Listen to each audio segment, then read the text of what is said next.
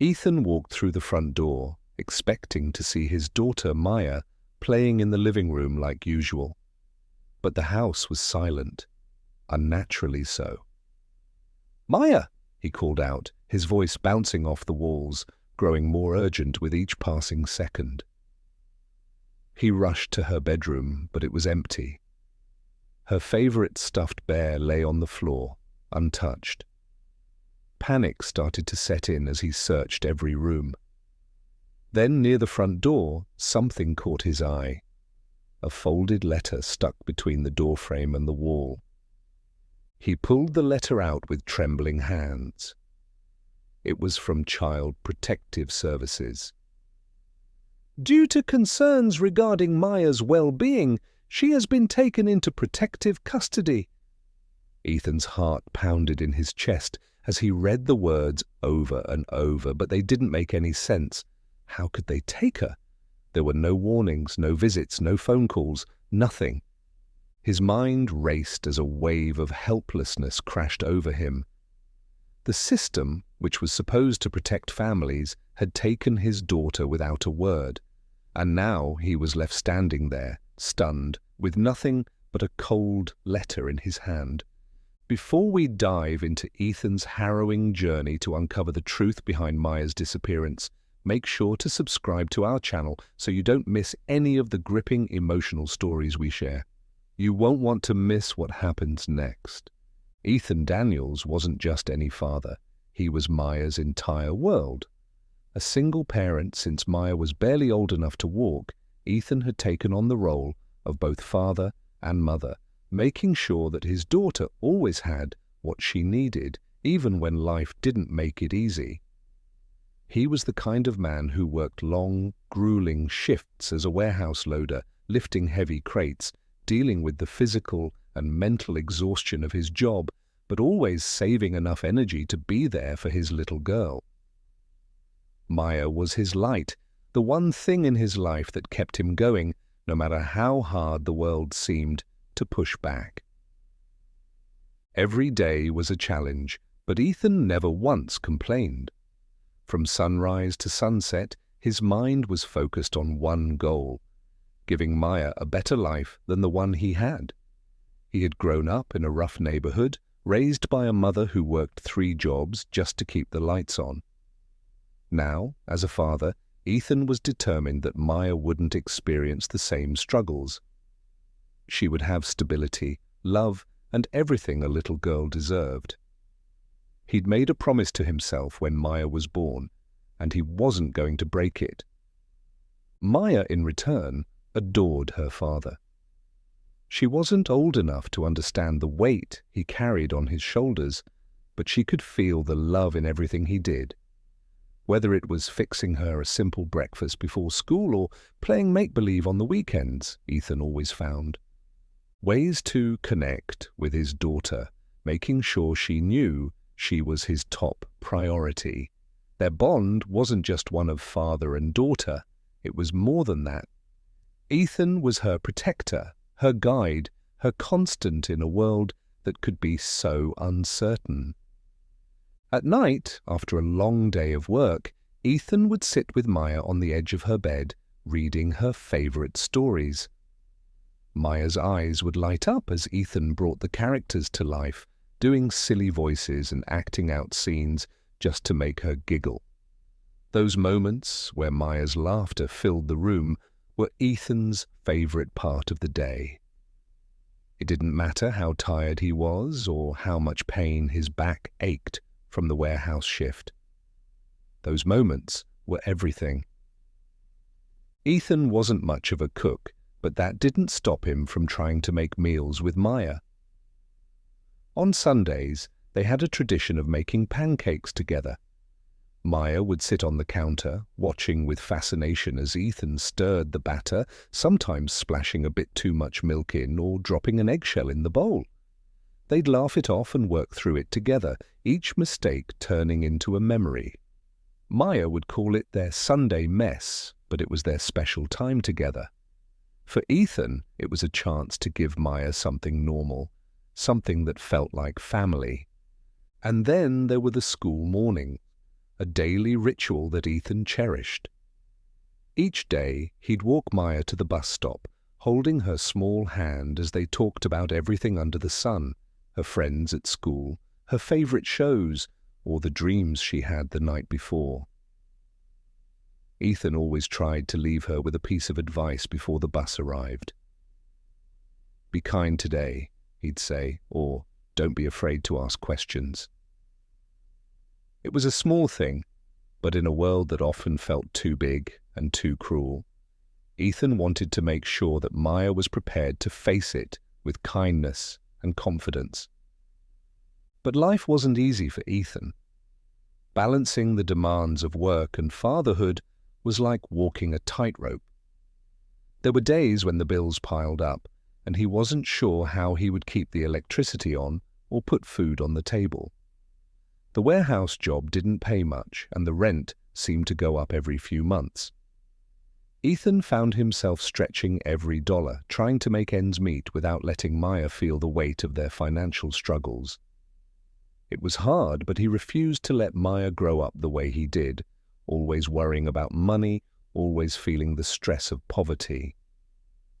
On top of the financial strain, there was another layer of difficulty that Ethan faced every day. The subtle racism he encountered at work and in their neighborhood. As a black man in a predominantly white community, he knew what it felt like to be judged before anyone even knew his name. There were the looks he'd get from his boss whenever he asked for more hours, the side comments made by co-workers who assumed he wasn't qualified for anything more than manual labor.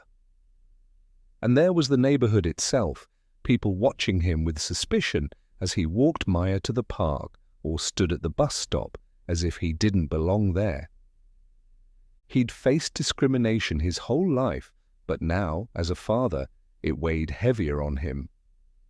Not because it hurt him any more than it always had, but because he worried about what Maya would face as she got older. He wanted to protect her from that, wanted to shield her from the hate and the ignorance that still existed in the world. But deep down, Ethan knew that he couldn't shield her forever, and that thought alone kept him awake at night. Despite everything, Ethan remained strong for Maya. He worked harder than ever, even when it felt like the world was pushing him down. His love for his daughter gave him the strength to keep going, to keep fighting, no matter the odds. He knew that Maya was watching him, learning from him, and he wanted to make sure that what she saw was a man who never gave up, a man who loved her more than anything. But all that strength, all that effort, it wasn't enough to prepare him for the nightmare that was about to unfold. The day Maya disappeared, Ethan's world crumbled.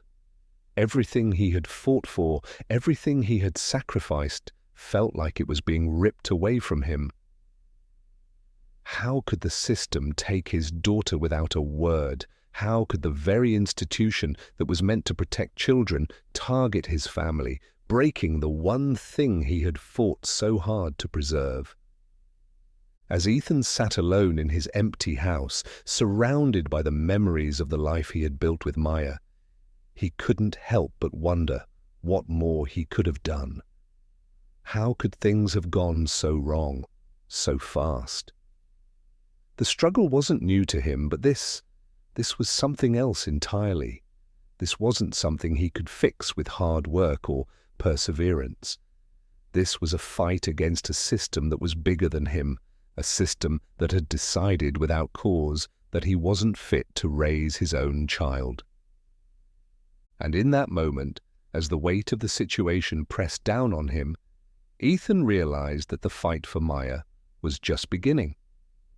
But this time, the stakes were higher than ever before. He wasn't just fighting for their life together. He was fighting for Maya's future, her safety, and everything he held dear.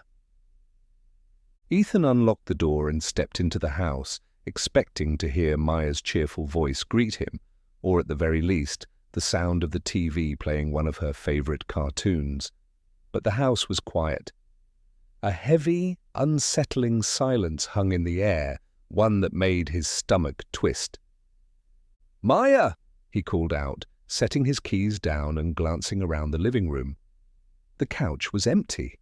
Her toys, usually scattered across the floor, were untouched.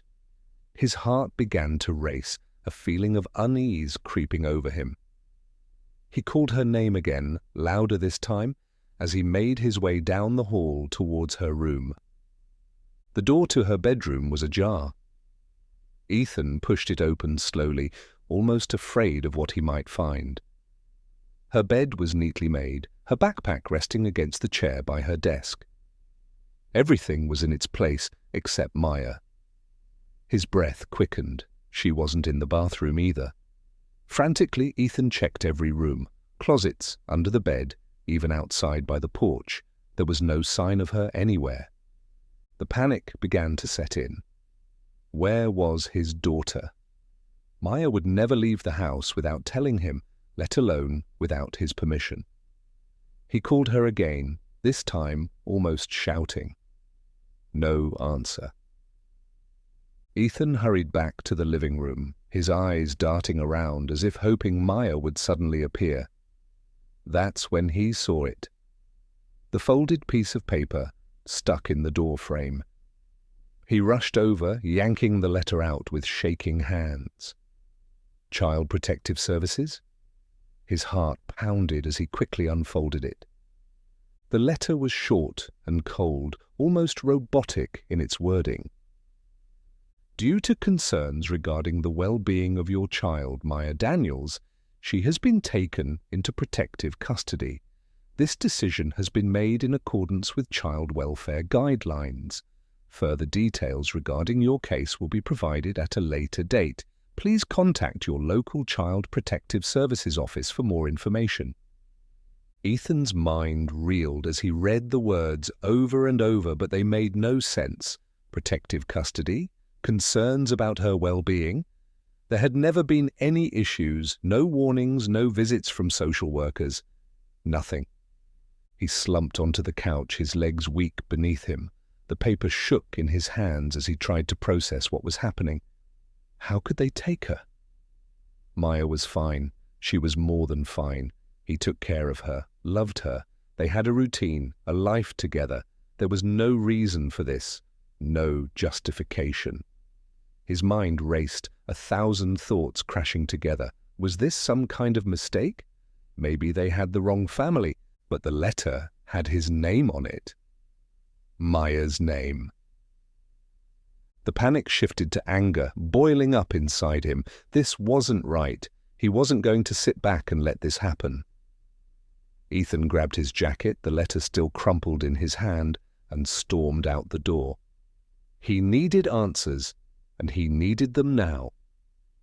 The drive to the local Child Protective Services office was a blur of red lights and honking horns. Ethan's hands were clenched around the steering wheel, his knuckles white. Every second that passed felt like another punch to his gut, the absence of Maya sitting like a weight on his chest.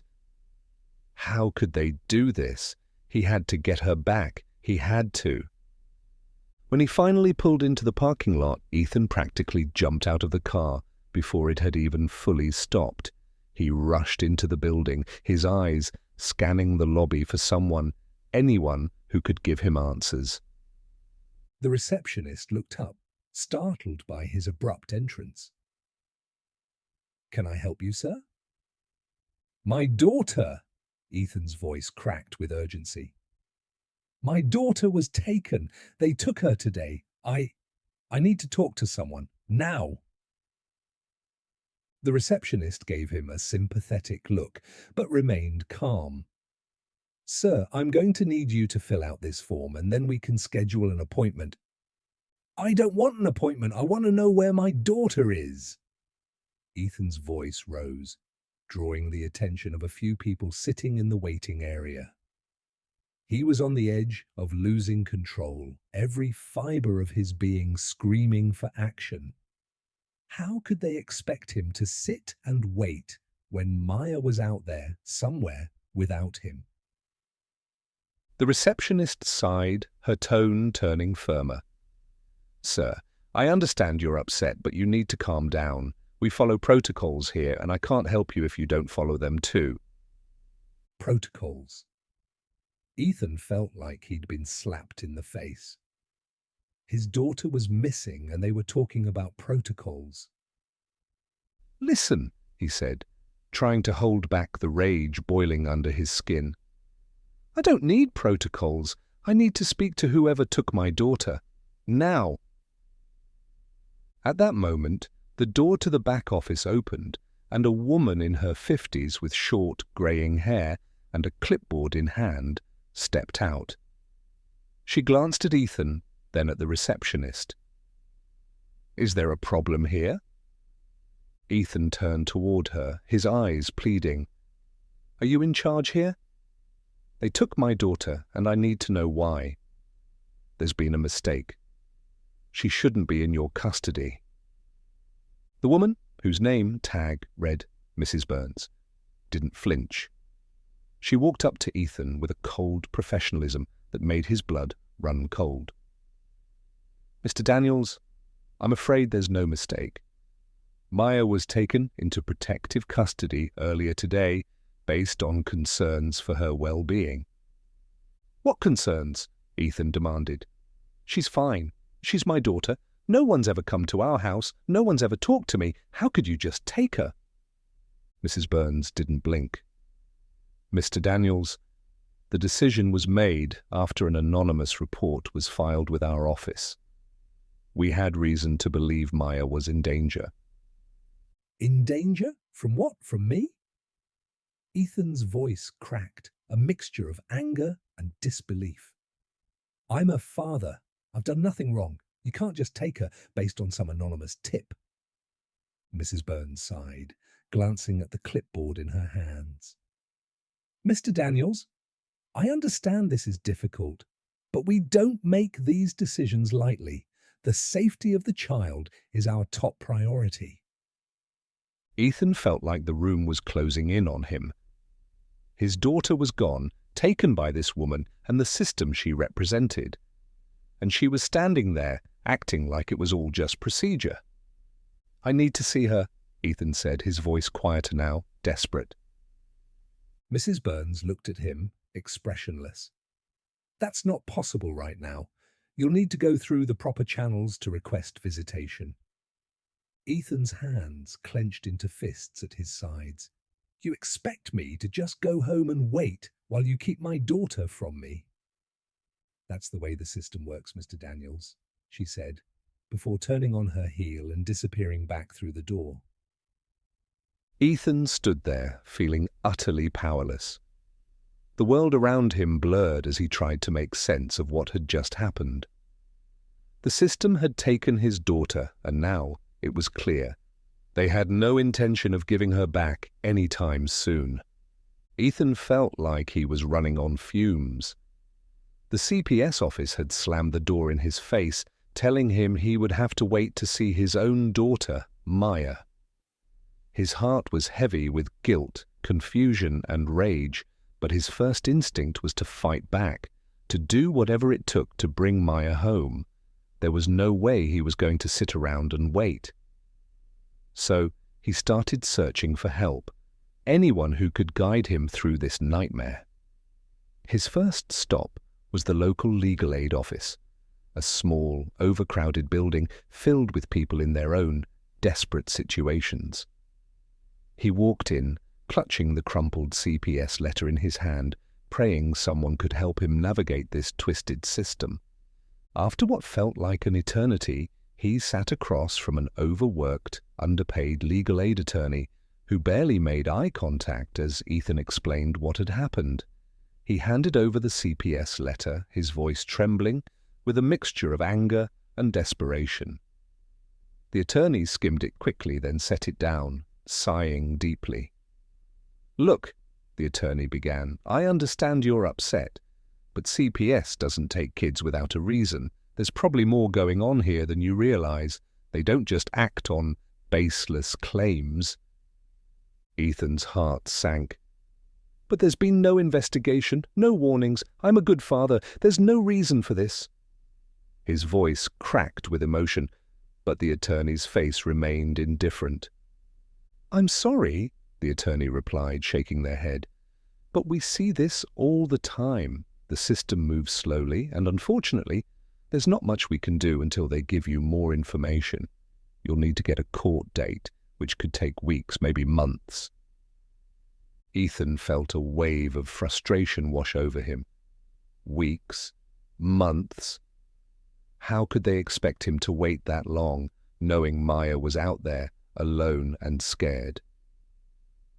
He left the legal aid office feeling defeated, but he wasn't ready to give up. He reached out to civil rights organizations, hoping that someone, somewhere, would hear him. But again, he was met with cold responses. Some organizations were too busy, others told him they didn't deal with family law cases, and a few didn't return his calls at all. Each rejection felt like a punch to the gut, and with each passing day, the weight of the situation pressed down harder on him. It was during this relentless search for help that Ethan heard about Monica Stevens, a pro bono lawyer known for taking on cases other attorneys wouldn't touch. She had a reputation for fighting tooth and nail for her clients, no matter how tough the battle. Ethan had no other options left, so he reached out to her office, half expecting to be turned away again. But to his surprise, Monica called him back the same day and asked him to come in for a meeting. When Ethan walked into Monica's office, he was met by a woman who was the complete opposite of every other attorney he had met. Monica was sharp, confident, and direct, but there was also something else, a fire in her eyes that made Ethan feel for the first time like someone was actually on his side. She didn't waste time with pleasantries. As soon as Ethan sat down, she motioned for him to start talking. "Tell me everything," she said, pen poised over her notepad. Ethan explained the nightmare he'd been living through, the day he came home to find Maya gone, the cold indifference of CPS, the endless roadblocks at every turn. Monica listened intently, her brow furrowed in concentration as Ethan poured his heart out.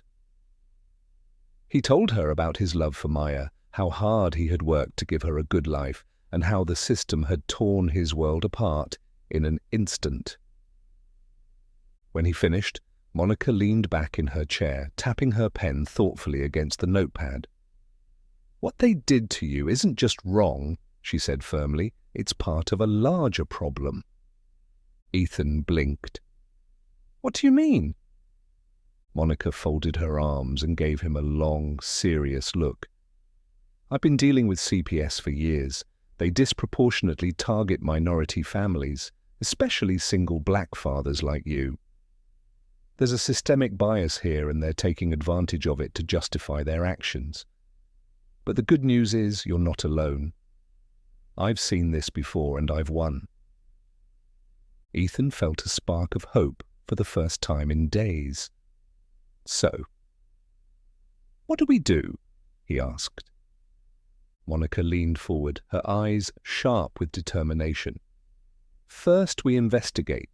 We're going to dig deep into CPS's records, and we're going to find out exactly why they targeted you. If there's corruption or bias, we'll expose it. But you need to be ready, Ethan. This won't be easy. CPS doesn't like to be challenged, especially by people like us. They'll push back hard." Ethan nodded. He didn't care how hard it was going to be. If there was a chance to bring Maya home, he would fight until his last breath. And so the investigation began. Monica pulled every string she could, filing requests for CPS records, gathering data on other cases involving minority families, and interviewing witnesses. What they found was a pattern of systemic bias that went deeper than Ethan had ever imagined. Over the past few years, CPS had disproportionately removed black and minority children from their homes at a far higher rate than white children.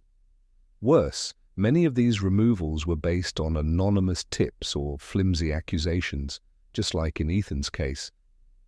CPS wasn't just protecting children, they were filling quotas. In exchange for federal funding, they needed to show they were doing their job. And the easiest way to do that was by targeting vulnerable families, the ones least likely to fight back. Ethan was horrified. He knew the system was broken, but he hadn't realized just how deep the corruption ran. Maya wasn't just taken because of a misunderstanding. She was taken because Ethan was a target.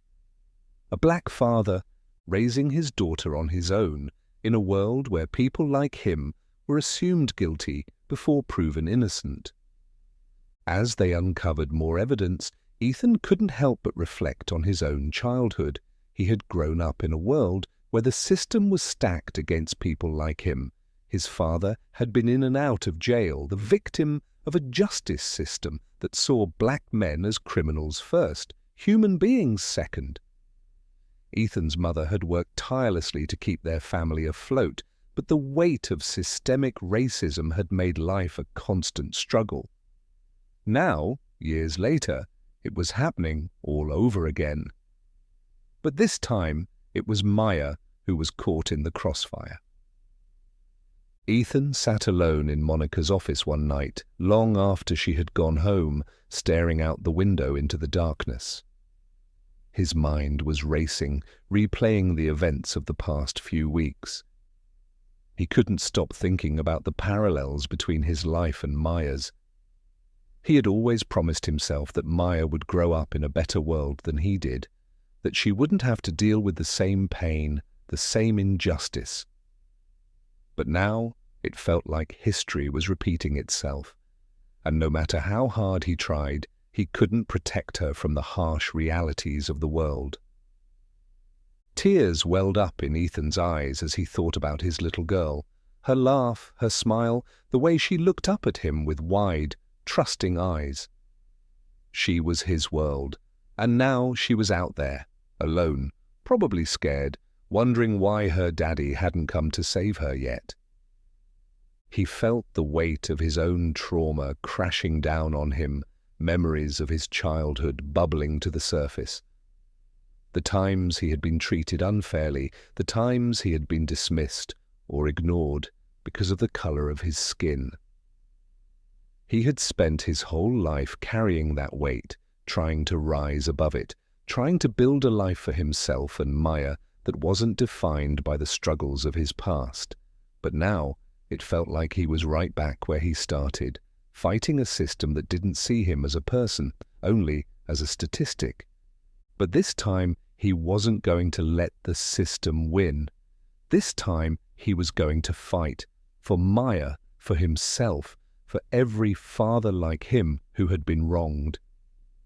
Ethan wiped his eyes and stood up, determination flooding through him. He wasn't a victim, he was a fighter, and with Monica's help, he was going to take on CPS and bring Maya home. Monica was relentless in her pursuit of the truth. From the moment she agreed to take on Ethan's case, she dove into the details, pulling every thread and filing every request for information. What she discovered over the next few weeks shook her to the core. Child Protective Services, CPS, wasn't just failing, they were systematically targeting families like Ethan's. Monica uncovered documents, emails, and internal reports that pointed to something truly insidious, a quota system. CPS had been removing children from minority families at alarmingly high rates, not because these families were genuinely at risk, but because CPS needed to meet federal and state benchmarks to secure additional funding. These quotas were tied to how many successful interventions the department could show, and in their twisted logic, taking children from homes counted as such an intervention. The problem was these children weren't being taken from dangerous situations. They were being taken from struggling but loving families, families like Ethan's, who had done nothing wrong except exist in a world where being black and poor was enough to raise suspicions. CPS had been incentivized to remove children, and minority families were seen as easier targets, less likely to fight back, less likely to have the resources to challenge them in court. When Monica laid all this out for Ethan, it felt like a punch to the gut. His worst fears were confirmed. This wasn't just about Maya, this was about the entire system. They had taken his daughter to fill a quota, to meet a number on a spreadsheet that had nothing to do with Maya's safety or well-being. It was cold, calculated, and devastatingly corrupt. The more Monica dug, the clearer the pattern became. Minority families, especially single-parent households, were being disproportionately affected. Black families, in particular, were being torn apart by a system that was supposed to protect them. CPS had made them a target because in the eyes of the system they were easy prey. It wasn't about protecting children, it was about securing funding. As if that wasn't enough, Monica soon uncovered another damning piece of information that made Ethan's blood boil. The initial report that had triggered CPS's intervention and led to Maya being taken away had come from none other than Ethan's next-door neighbor, a man who had made no secret of his disdain for Ethan from the moment he moved into the neighborhood. Ethan had always felt the cold stares, the subtle, almost imperceptible sneers. The man, an older white gentleman who had lived in the neighborhood for decades, had made his opinion known without ever having to say a word. Ethan was a black man raising his daughter alone in what had once been a predominantly white area. To his neighbor, that was reason enough to see him as a problem. The report was filled with lies, claims that Ethan neglected Maya, that he was verbally abusive, that he left her alone for hours on end. None of it was true, of course. Maya was Ethan's world, and he had never once mistreated her. But that didn't matter. The neighbor's word, backed by his own biased perception, was enough to trigger CPS's involvement. One false report was all it took. Ethan could barely contain his anger when Monica told him. His hands shook, and he felt his chest tighten as the reality of the situation sank in. This wasn't just about a corrupt system, it was personal. His own neighbor, someone who had watched him and Maya from just a few feet away, had decided that they didn't belong and had set in motion the events that led to his daughter being ripped from his arms. "Why would he do this?" Ethan asked, his voice barely above a whisper. But deep down, he already knew the answer. It was the same reason he had always been looked at with suspicion.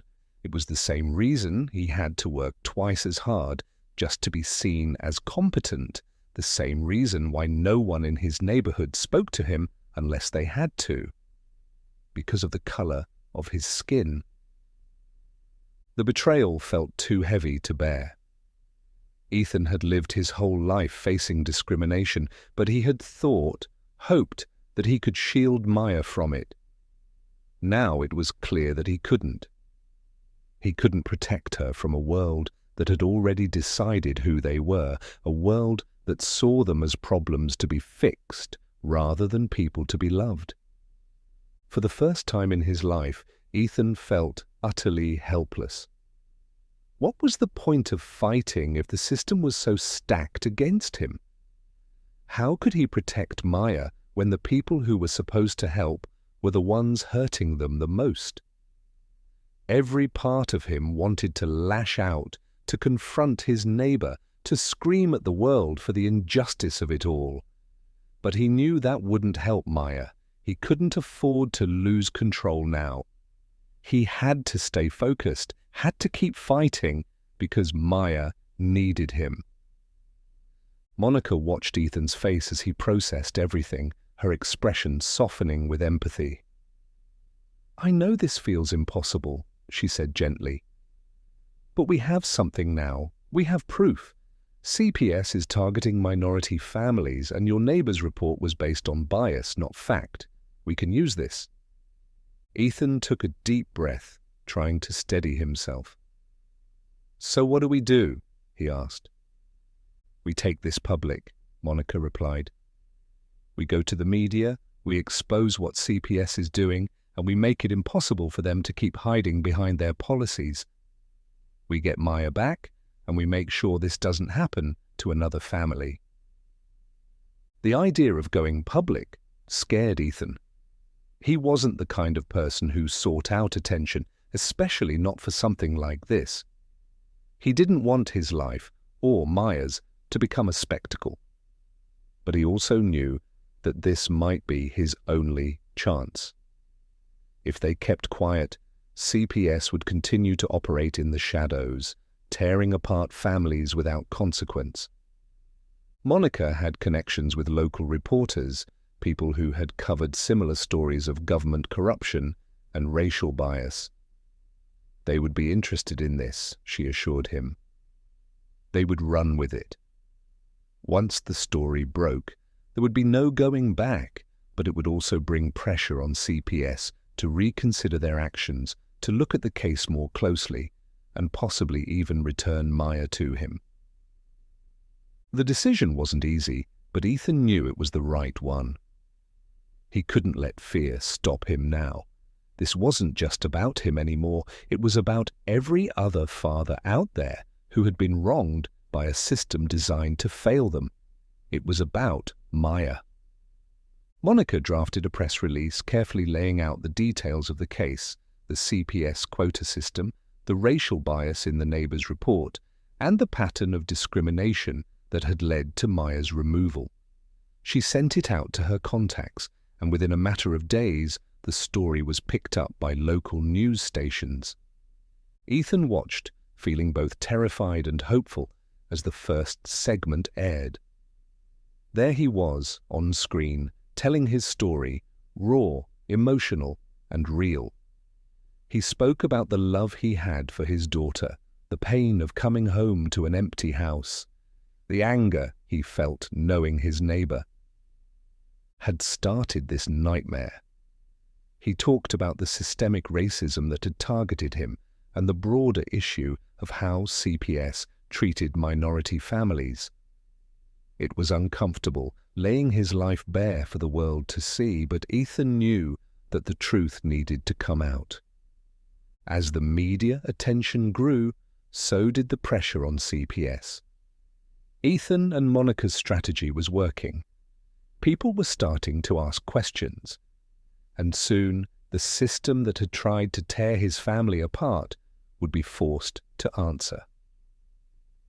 When Monica and Ethan first sent their story to the local media, they were cautiously optimistic. The evidence was there, clear, documented proof of CPS's corruption and racial bias in the system.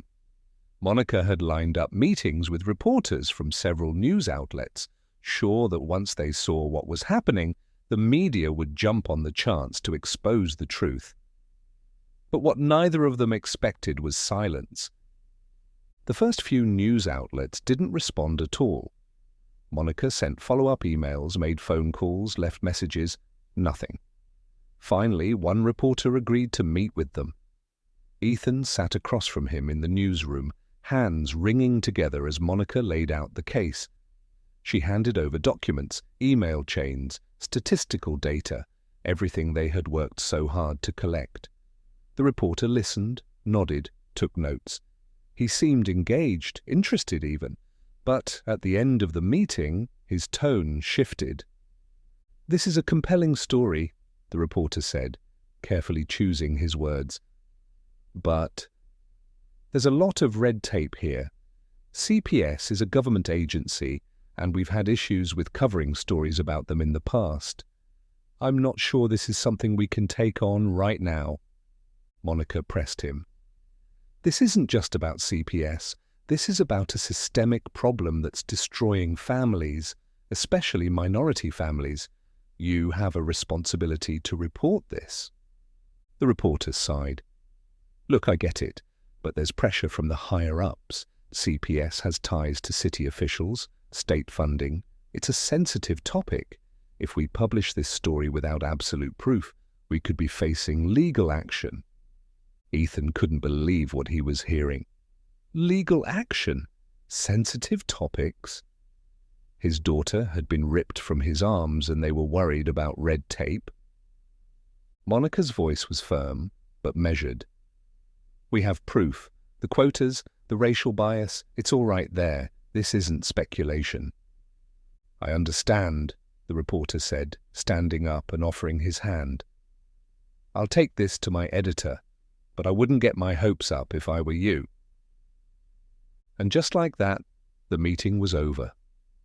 No promises. No guarantees. Just another dead end. Ethan felt the walls closing in on him. If even the media wouldn't help, who would? It was as if the entire system, from CPS to the government to the media, was conspiring to keep this under wraps. Every door he had tried to open had been slammed in his face, and this was no different. Ethan sat in his car, parked on the side of a quiet street, staring blankly at the steering wheel. His mind was racing, but his body felt like it was made of stone, immovable, numb, and heavy. The world outside felt distant, muffled, like he was watching it through a foggy window.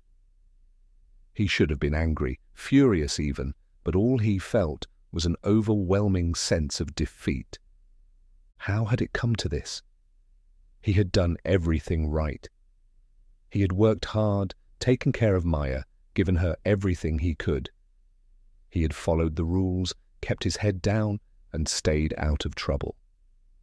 And yet, here he was, fighting a system that had decided he wasn't worthy of raising his own child. He was exhausted, emotionally drained. Every step forward had been met with a wall, and he didn't have the strength to keep pushing. Monica had fought so hard for him, but even she couldn't fight a system this big, this corrupt. He had thought going public would force CPS's hand, but even that seemed like a dead end. The media didn't care. The world didn't care. It was like shouting into the void, and all he got in return was silence. Ethan thought of Maya, his little girl, his bright, joyful, innocent Maya. He could picture her smile, the way her eyes lit up when she saw him after school. She was everything to him, but now she was gone. Taken by strangers who didn't know her, didn't love her, didn't care about her the way he did. And the worst part? There was nothing he could do. He was powerless. For the first time in his life, Ethan felt like giving up. He had always been a fighter, but now he was fighting an invisible enemy, a faceless system with no soul, no empathy. What was the point of fighting if the game was rigged against him from the start? He thought about going back to the CPS office, demanding to see Maya, demanding answers. But what good would that do? They would just turn him away again, tell him to file more paperwork, follow more protocols. It was all just a vicious cycle, and he was caught in the middle of it. He thought about confronting his neighbor, the man who had started all of this. Maybe he could make him understand the damage he had caused, force him to face the reality of what he had done. But deep down, Ethan knew it wouldn't change anything. The neighbor would deny it, make excuses, and CPS wouldn't care either way. A single tear rolled down Ethan's cheek as he rested his head against the steering wheel. This wasn't how it was supposed to be. He had promised Maya he would protect her, that she would never have to grow up the way he did, fighting a system that saw him as less than human. But now it seemed like history was repeating itself, and there was nothing he could do to stop it. Ethan wiped his face with the back of his hand, taking a deep breath. Maybe it was time to let go. Maybe the system had won. Ethan sat in the dimly lit office, still feeling the crushing weight of hopelessness that had settled in his chest. After everything he had gone through, the rejection from the media felt like the final blow. He had tried so hard, pushed through every obstacle, and still It seemed like no one cared about his fight to bring Maya home. What more could he do? He was up against a faceless system that didn't care about people like him, and he was losing. Monica walked in, her usual determined energy filling the room. She could sense the shift in Ethan, the despair that hung over him like a heavy cloud. She sat across from him, her gaze steady. "Ethan," she began softly but firmly, "I know this is hard. I know you're feeling like the whole world is against you right now, but I need you to stay with me. I need you to keep fighting." Ethan looked up, his eyes tired, filled with pain. "What's the point, Monica? The media doesn't care. CPS doesn't care. It feels like no one cares about what's happening to me, to Maya." Monica leaned forward, her voice steady but filled with passion. "That's not true. I care.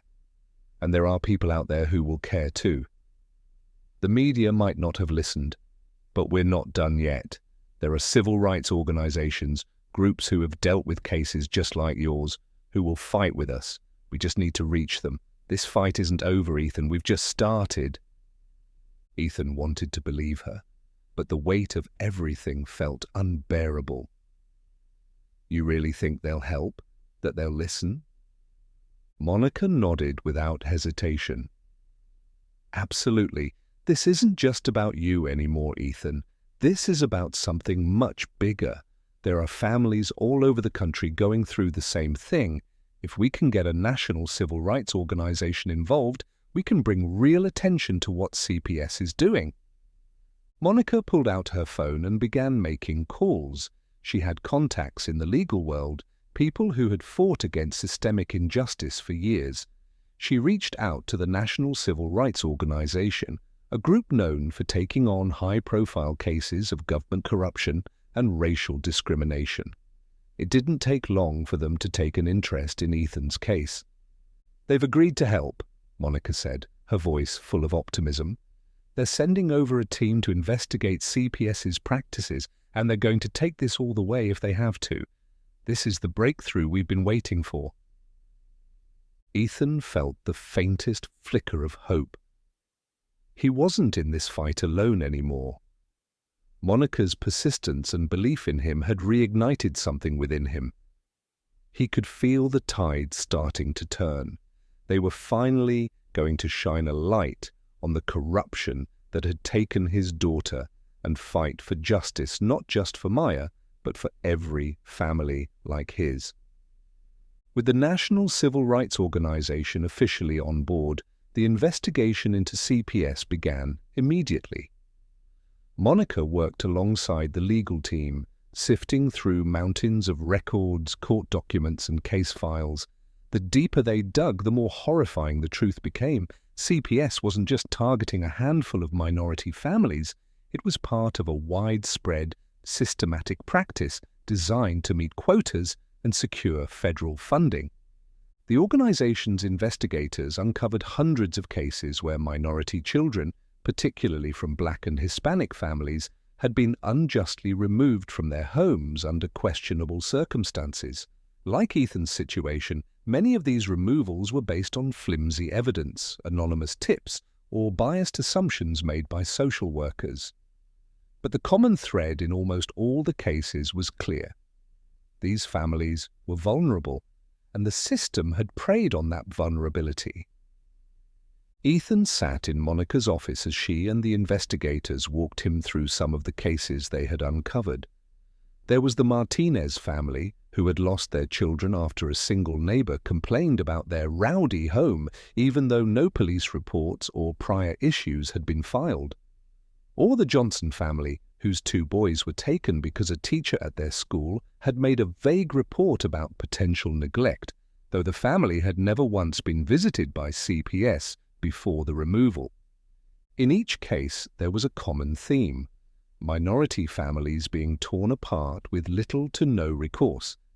These were families who didn't have the resources or knowledge to fight back, who had been silenced by a system that had assumed they were guilty without any real proof. And the more cases they uncovered, the clearer it became that this wasn't just a few bad social workers or isolated incidents. This was a calculated effort by CPS designed to meet their removal quotas and secure government funding. Ethan's heart ached as he heard about the other families.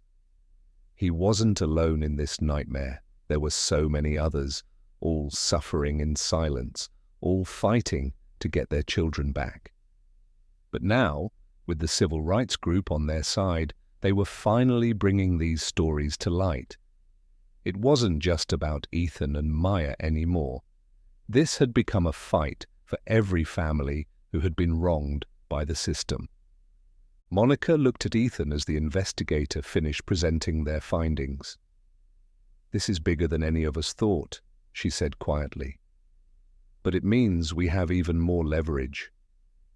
We can bring this whole thing down, Ethan. We're not just fighting for Maya anymore. We're fighting to stop this from happening to anyone else." Ethan nodded, his resolve strengthening. The system that had tried to break him, that had torn his daughter away, was finally being exposed for what it truly was. And he wasn't going to stop fighting until justice was served. Once Monica and the National Civil Rights Organization uncovered the full scope of CPS's corrupt practices, it was time to take the story public. This time, armed with undeniable evidence of systemic abuse and injustice, the media couldn't look away. Major news outlets finally started paying attention. Ethan's story became the face of a much larger scandal, one that exposed how CPS had torn apart countless families, especially those in minority communities, under the guise of child protection. The media response was immediate and powerful. Local news stations ran pieces on Ethan's fight, and soon national outlets picked up the story. Families across the country began coming forward, sharing their own horror stories of CPS's bias and overreach.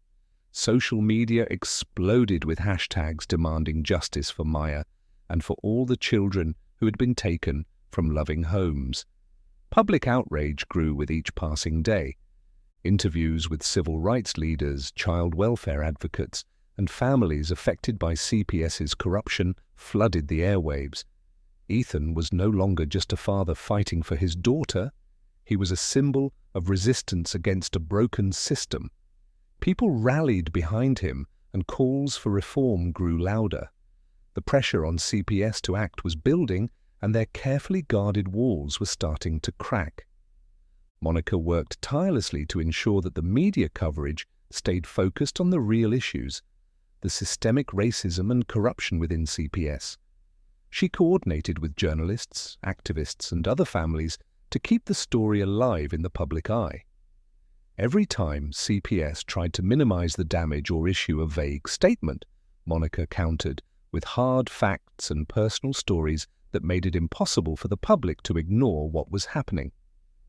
As more and more people joined the movement, it became clear that this was no longer just about Maya.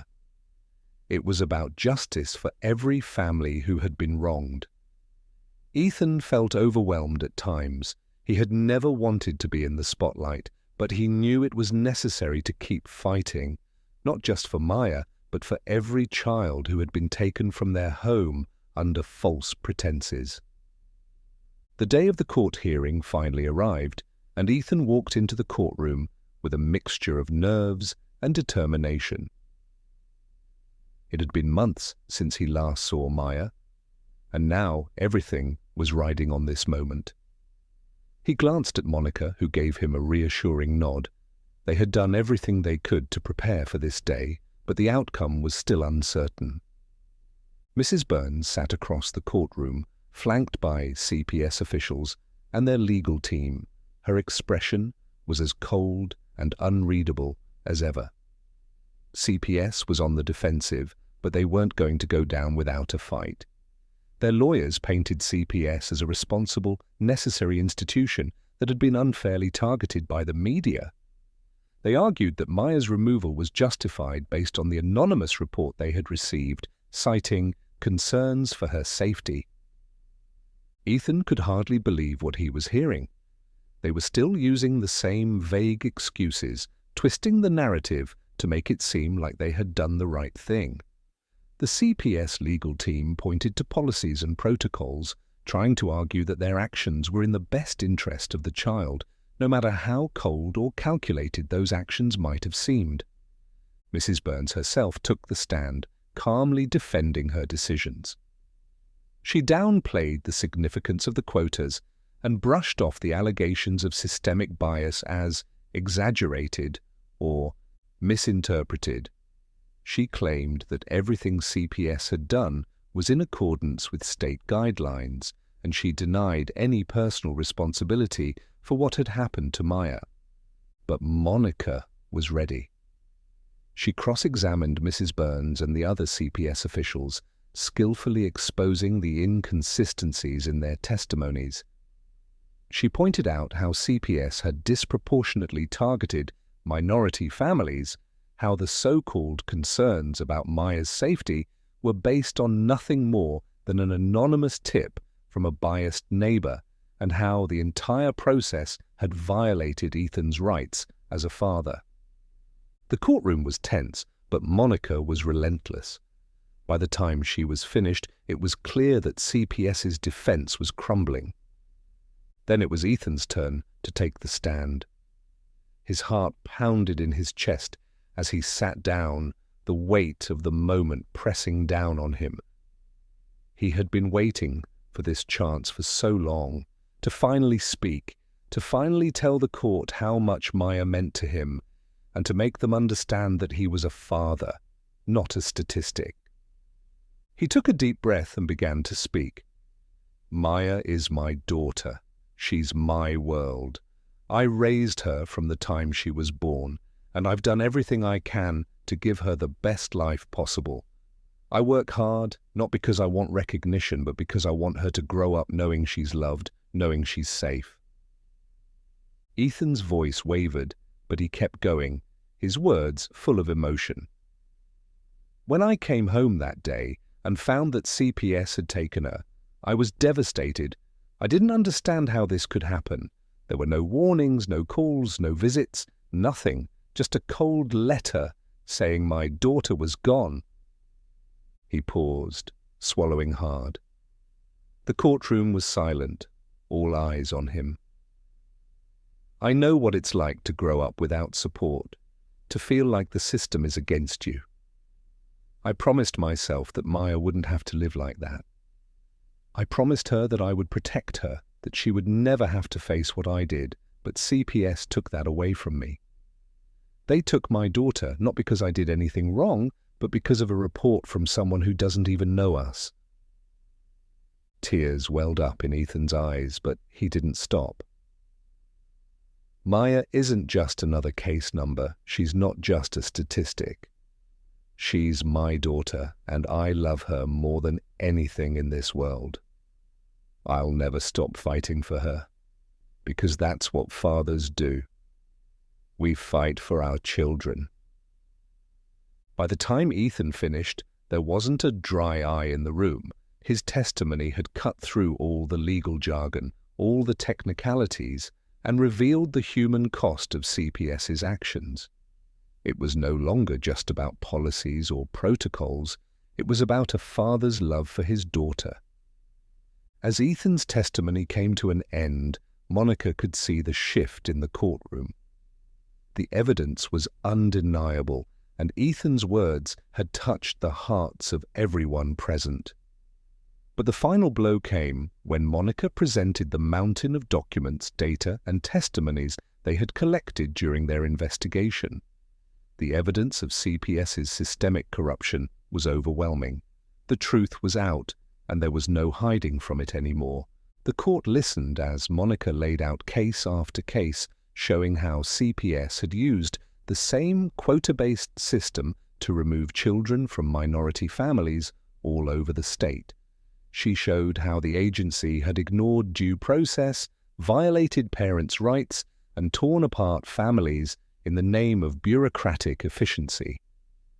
It wasn't just Ethan and Maya, it was hundreds, if not thousands, of families who had suffered the same fate. The judge, who had remained stoic throughout the trial, finally spoke. He acknowledged the gravity of the situation, noting that the evidence presented by Monica and the civil rights group painted a disturbing picture of CPS's practices. He declared that Maya's removal had been unjustified and ordered that she be immediately returned to Ethan's custody. Ethan could hardly believe it. After all the heartache, the waiting, the uncertainty, he was finally going to bring Maya home. The system that had taken her was being held accountable, and now, thanks to the overwhelming public support and the undeniable evidence of corruption, CPS was facing a full-scale investigation. As the courtroom emptied, Ethan stood in stunned silence, the weight of the moment slowly sinking in. He had won. He had fought for his daughter, for justice, and now he was finally going to bring her home. Ethan was finally able to bring Maya home, but the joyful reunion he had imagined for so long felt strangely hollow. Maya wasn't the same.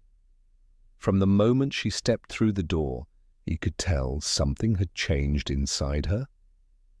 She had once been so full of life, her eyes sparkling with curiosity and excitement.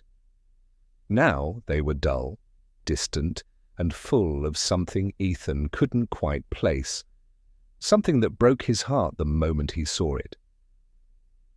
The first few days after Maya's return were awkward. Ethan tried to pick up where they had left off, but Maya's responses were short, almost robotic.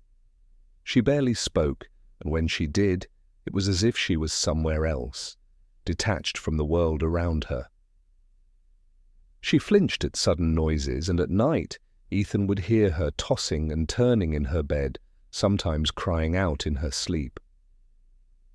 When he would rush in to comfort her, she'd sit up, her eyes wide with fear, but she wouldn't let him hold her the way she used to. Ethan couldn't understand what had happened to his little girl. He had fought so hard to bring her home, to protect her from the system, but it seemed like the damage had already been done. He tried to talk to her, tried to ask her about her time in foster care, but Maya would always change the subject or go silent. There were moments when she would retreat to her room and close the door, staying there for hours, drawing or staring out the window. She never used to be like this. Where was his Maya? After several attempts to reach her, Ethan finally sat down with Monica to discuss what might have happened while Maya was in foster care. Monica explained that children in the foster system often experienced neglect, emotional trauma, and, in some cases, even abuse. While there was no solid evidence to suggest Maya had been physically harmed, it was clear that her time away from home had taken a severe toll on her mental and emotional health. Ethan's heart sank. He had saved her, but it seemed like it had been too late.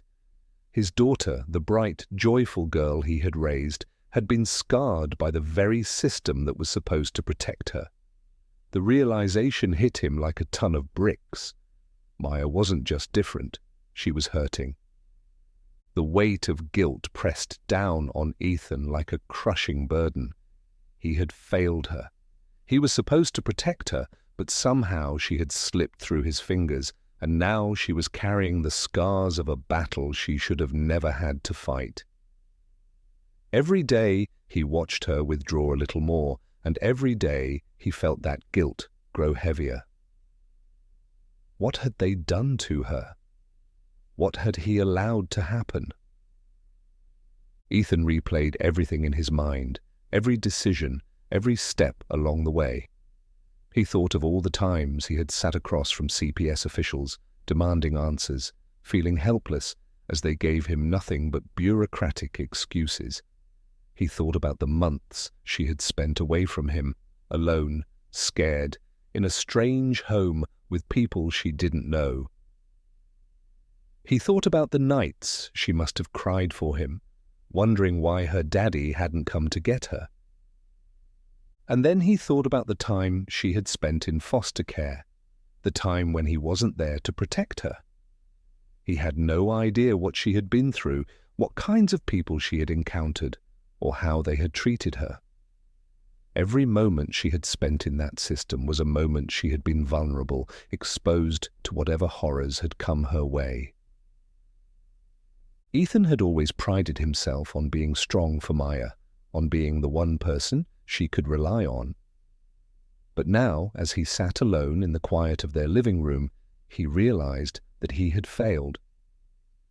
He had let the system take her, and now she was paying the price for his inability to protect her. The pain in his chest was almost unbearable. What if this was permanent? What if she never recovered from what had happened? Ethan had fought so hard to bring her home, but now that she was back, it felt like she wasn't really there.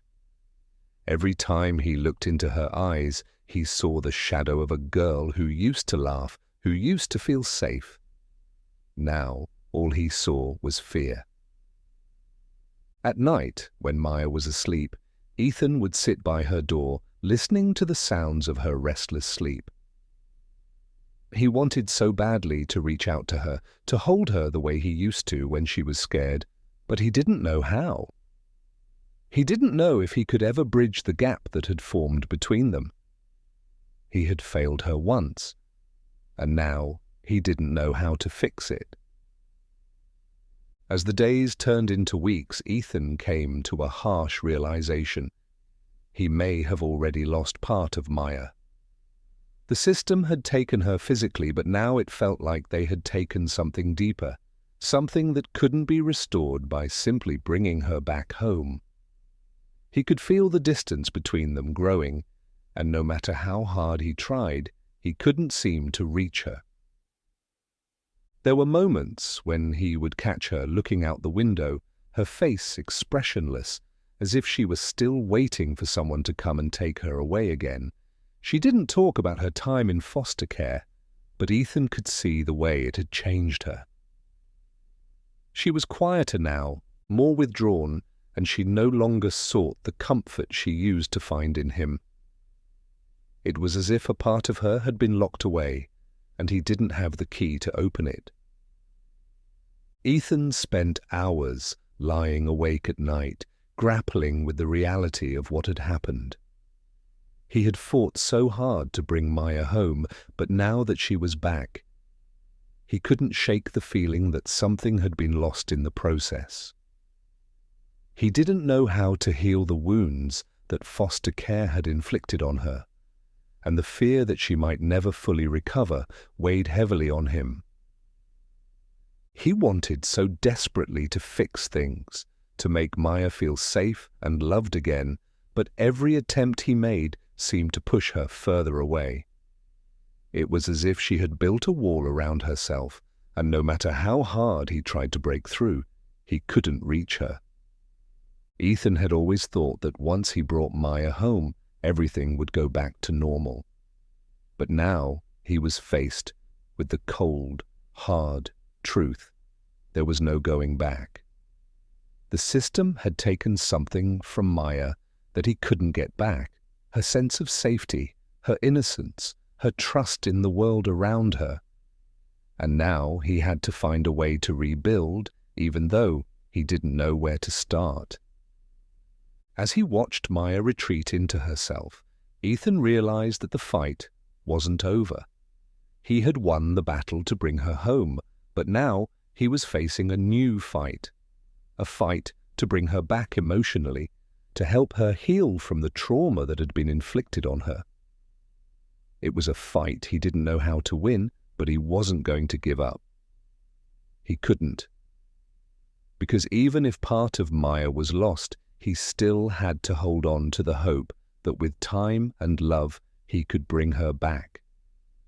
Maya was finally home.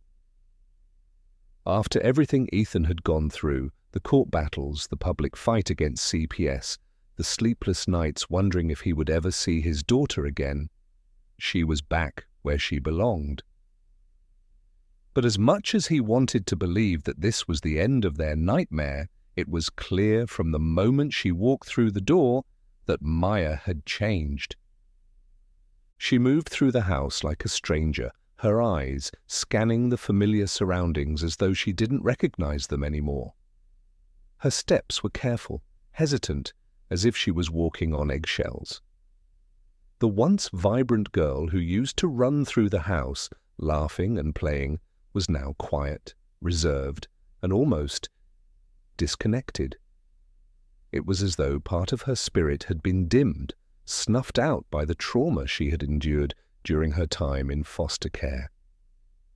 Ethan tried to give her space, hoping that with time she would begin to feel safe again.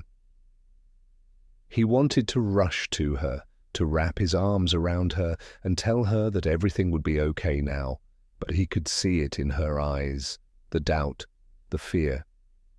She had spent so much time away from him, away from the love and protection he had always provided, and now she wasn't sure what to believe. She didn't trust the world anymore, and Ethan feared she didn't trust him either. The little things that used to bring her joy, the bedtime stories, their pancake sundaes, the walks to the bus stop, didn't interest her anymore. She preferred to stay in her room, drawing quietly or staring out the window. She rarely made eye contact, and when she did, there was a sadness there, a kind of emptiness that Ethan didn't know how to fill. He wanted to ask her what had happened in foster care, wanted to know the details of her time away, but every time he tried to bring it up, Maya would shut down. She would mumble something vague or change the subject altogether. Ethan could sense the pain beneath the surface, but he didn't know how to reach her, how to break through the walls she had built around herself. It was like Maya had left a part of herself behind, a part that Ethan couldn't bring back, no matter how hard he tried. She was home, but she wasn't really here. Ethan had always been a fighter. His whole life had been a battle against a system that never seemed to give him a fair chance. But this was different. This wasn't just about fighting CPS anymore. It wasn't about the court battles or the legal victories. This was about Maya, his daughter, the person he loved most in the world. And now, more than ever, he knew that the real fight was only just beginning. As he watched Maya retreat further into herself, Ethan made a vow to her. He would do everything in his power to help her heal. He couldn't undo the damage that had been done, couldn't erase the pain she had endured during those months in foster care. But he could be there for her now. He could make sure she knew that she was safe, that she was loved, and that she didn't have to go through this alone. Ethan started by seeking out help. He contacted child psychologists, trauma specialists, and therapists who were experienced in dealing with children who had been through the foster care system. He wanted Maya to have the best possible care, to have people around her who understood what she was going through and could help her find a way back to herself. He knew it would be a long road, but he was willing to walk it with her, every step of the way. At the same time, Ethan knew that his fight for justice wasn't over. Maya might be home, but there were still countless other children out there, children who were being taken from their families, placed into a system that didn't care about them. The corruption within CPS had been exposed, but the battle for reform was far from over. Ethan made a decision. He wasn't going to stop fighting. He couldn't stand by and let this happen to other families, couldn't allow another child to go through what Maya had endured. He began working closely with Monica and the civil rights organization, speaking out about the injustices he had witnessed, advocating for policy changes, and pushing for systemic reforms that would prevent CPS from abusing its power. Ethan knew that changing the system would take time, just like helping Maya heal, but he was committed to both. He had fought for his daughter's return, and now he would fight to make sure that no other father, no other family, would have to go through what they had gone through. The days turned into weeks, and while Maya still struggled, there were moments, small, fleeting moments, when Ethan saw glimpses of the girl she used to be. Sometimes, while sitting at the kitchen table, she would look up from her drawing and smile, just for a second, and Ethan's heart would swell with hope. It wasn't much, but it was something. It was a start. There were still hard days, days when Maya refused to talk, when she would shut herself away, unable to face the world. But there were also good days, days when she would let Ethan sit beside her while she drew, or when she would ask him to read her a story before bed. They were baby steps, but to Ethan, they felt monumental. He knew they had a long way to go, that Maya's healing would be a slow and painful process, but he also knew that they had survived the worst of it. They had come through the storm, and while they were battered and bruised, they were still standing. They were still together.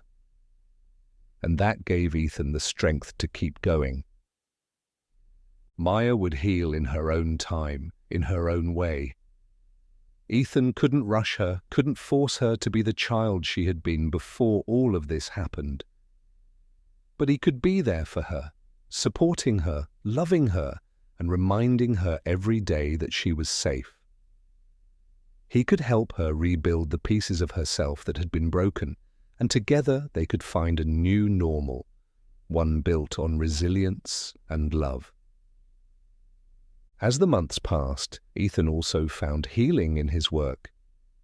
Speaking out against CPS, advocating for other families who had been torn apart, gave him a renewed sense of purpose.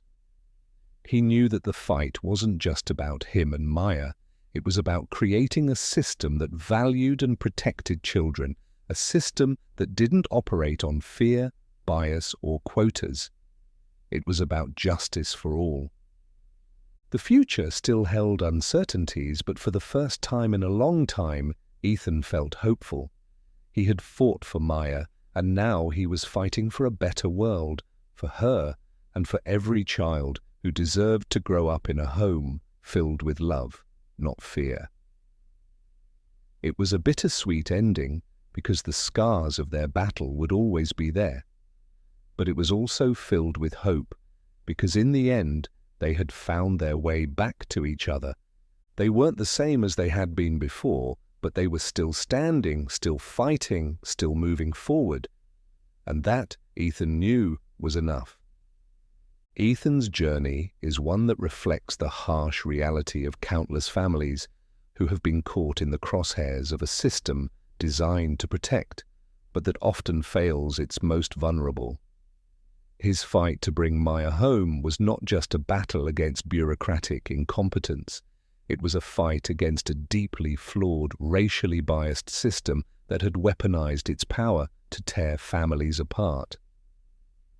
Throughout this story, we've seen how the emotional toll of that systemic corruption went far beyond the courtroom battles and legal strategies. It infiltrated the most intimate parts of Ethan's life, his relationship with his daughter, his trust in the world around him, and his belief that justice could be found if he just fought hard enough. For Maya, the trauma of being separated from her father and placed into a foster care system that didn't care for her well-being left deep scars that may never fully heal. This isn't just a story about one family's fight for justice. It's a reflection of a broader, systemic issue that disproportionately affects minority families. The quota system used by CPS, the lack of accountability, and the racial biases that informed so many of their decisions were exposed through Ethan's case, but these practices have impacted countless other families across the country. Children have been taken from loving homes, not because their parents failed them, but because the system did. But Ethan's story isn't just about pain, it's about resilience. It's about the power of a father's love, about standing up even when the odds are stacked against you, and about fighting for what's right, even when the fight seems impossible. Despite the heartbreak, despite the emotional damage, Ethan and Maya's story gives us hope that change is possible. Through Ethan's courage and persistence, CPS's corrupt practices were exposed to the world, sparking a public outcry for reform.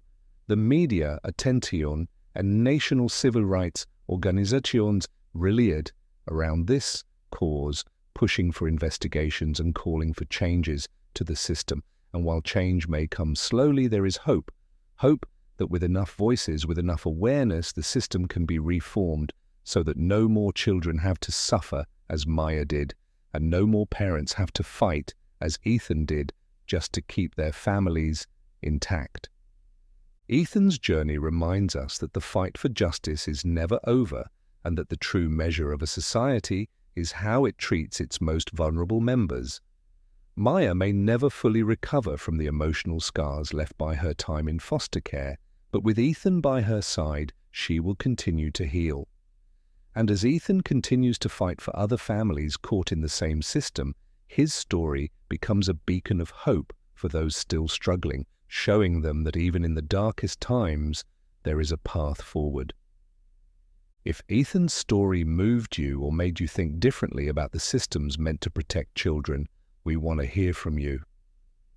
How would you have handled this situation? What do you think needs to change to prevent more families from being torn apart by the same system? Let us know your thoughts in the comments below. Your voice matters, and by sharing your perspective, you can help bring even more attention to these issues. We can't let what happened to Maya happen to another child. We need to stand together to demand change, and if you haven't already, make sure to subscribe to our channel. We bring you real stories of resilience, hope, and justice, stories that reveal the truth about what's happening in our world and how we can work together to make it better. Don't miss out on future videos that dive deep into these powerful issues. Click the subscribe button now and join us in this fight for a better future. Together we can raise awareness, together we can push for reform, and together we can ensure that no family has to go through what Ethan and Maya went through.